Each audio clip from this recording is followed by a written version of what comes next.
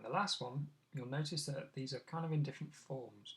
We've got 5x minus 2y equals 15, so we've got the x's and the y's together on this side of the equal sign, whereas in this one we've just got y equals 3.5 minus 3x.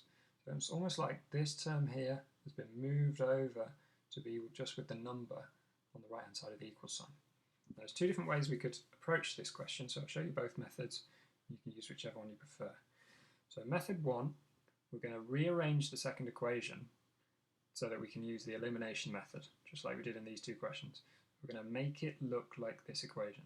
So we need to move this 3x back over onto the side with the y. Now we can do that by adding 3x to both sides.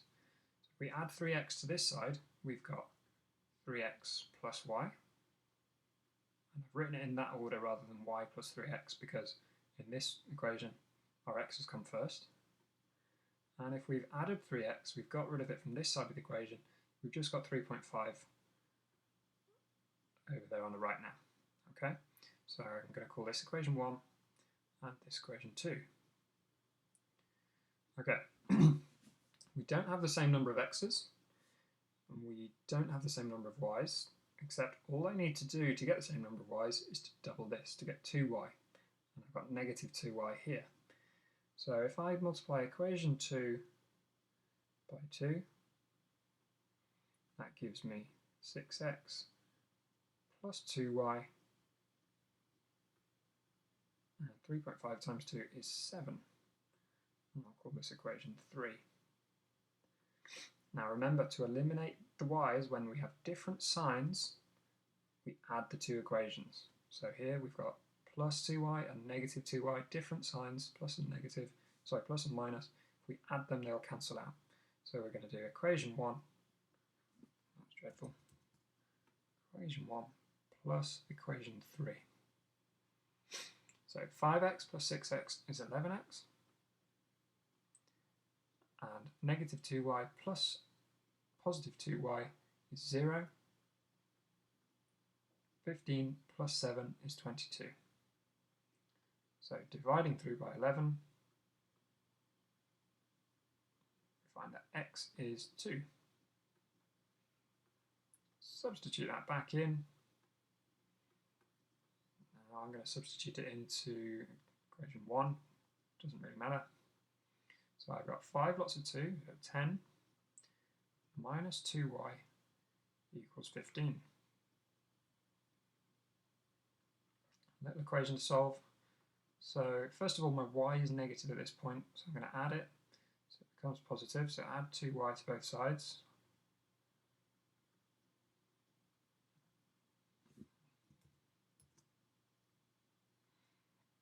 You don't have to do this step, you could divide by a negative number at the end, but it's always nicer if it's positive.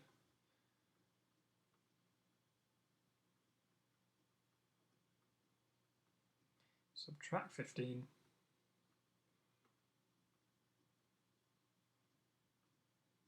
Okay, so 10 take away 15 is negative 5. And divide by 2. So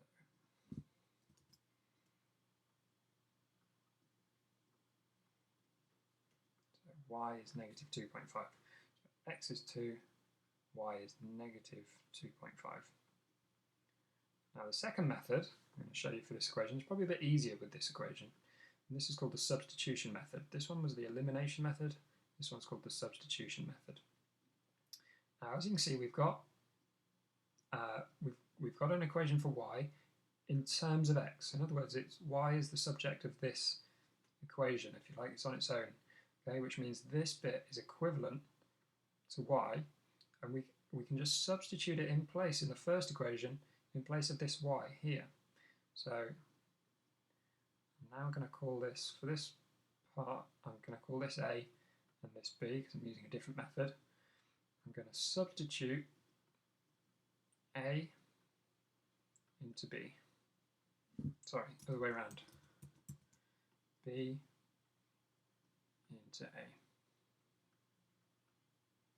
Okay, so let's rewrite equation a. 5x minus 2 lots of, now instead of writing y, I'm going to use all of this. 3.5 minus 3x. And the answer is still 15. Okay, now I'm going to multiply out those brackets. So we've got the 5x there. Now 2 lots of 3.5 would be 7. Negative 2 times 3.5 is negative 7. Negative 2 times negative 3x, 2 negatives make a positive, so that's plus 6x equals 15.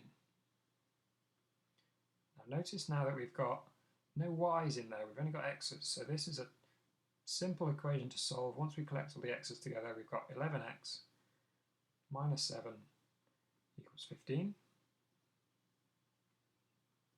if we get everything on its respective sides, if we add 7 to each side, we've got 11x equals 22. And we're at the same point we were with this way we did it over here.